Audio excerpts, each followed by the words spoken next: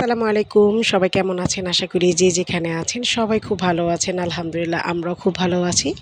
আমার ছোট জা সবসময় মানে প্রতি বছরই কুরবানি ঈদে যে নলি থাকে সেই নলি দিয়ে হালিম রান্না করে।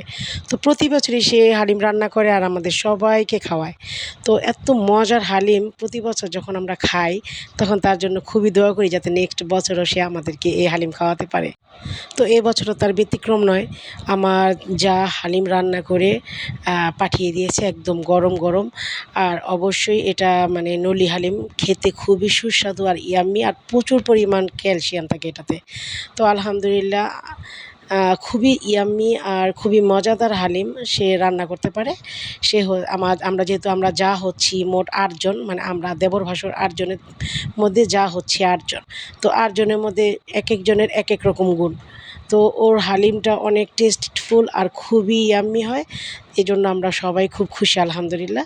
তো দোয়া করি যাতে ও সবসময় সুস্থ থাকে, ভালো থাকে আর আমাদের জন্য এমন মজার মজার হালিম সবসময় রান্না করে নিয়ে আসতে পারে। তো এটা হচ্ছে আমার দেবর আজিজ পাশার বউ। তো আজিজকে তো মোটামুটি অনেকেই চিনেন।